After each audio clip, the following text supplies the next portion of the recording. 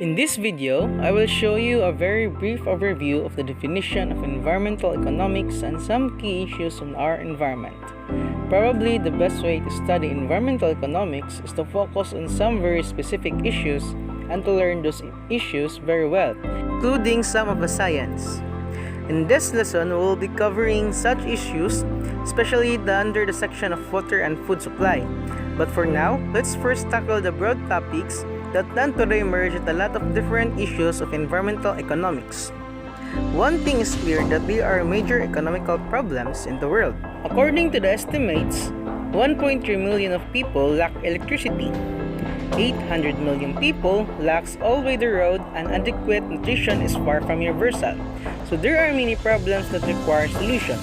Those solutions will involve economic growth, and that economic growth in some ways will bring pressure to the environment. Still, the human problems are considered truly present. One common attitude can be summed up by the saying, first get wealthy, then go greed. And arguably, the Western economy is set on something like this. They grow very rapidly in the 19th century and much of the 20th century. They polluted quite a bit. At that time, they didn't worry of the population. Once they become wealthier in the era after World War II, they finally started some measure of environmental cleanup.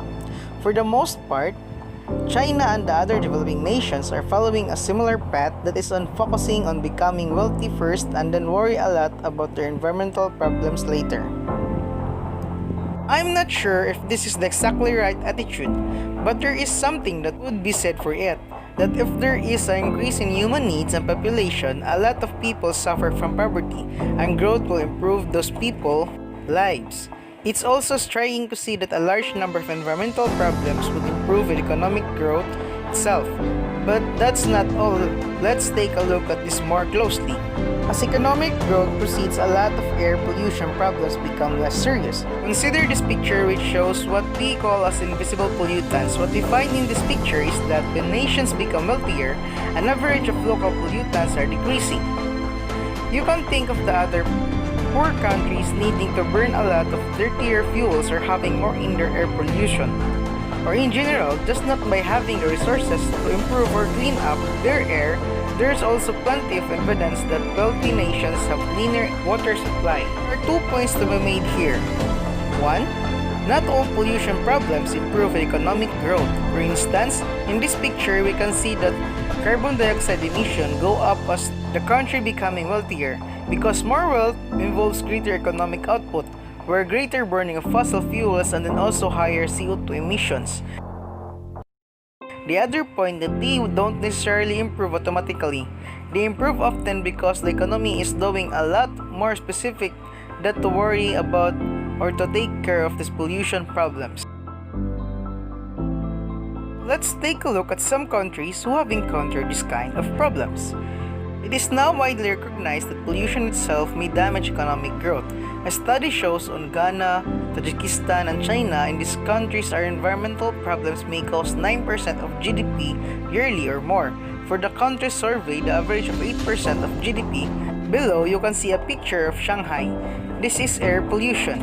In general, in China's cities, air pollution is a very serious problem as it is in many Indian cities. This causes the people to be less productive and have a greater possibility of illness and results to lower the economic output. Resource damage nowadays can be costly in reverse, or in other situations impossible to be reversed. So the attitude, grow now, go green later, might not exactly gonna be right. There would be some areas where you would prefer to address the environmental problems in advance because it could be the longer it goes, the more hard it is to be solved. Still, there are a lot of economic problems we have to discuss. In other countries, they often have property rights, weak regulatory structures, and a high degree of corruption. All these factors makes it hard for developing countries to address the environmental problems. But to solve all of this, one action should be started before complaining that it could not be done. According to the World Bank report, this states that inclusive grain growth. These are organizations that help address environmental problems and to provide people with such support, increase the regulations in protecting and developing the environment, while preventing environmental disaster and continue to develop the economic growth. Now, let's talk about the second topic, which is sustainability. Explain. What is sustainability? Sustainability is the ability to maintain in a certain level. Here is a person. This person makes sure he lives a sustainable life. This person buys organic products at the supermarket, rides a bike to work, and his lights uses green electricity. But is that really sustainable living? Let us go back to the beginning. Even in the 18th century, people were interested in the environment.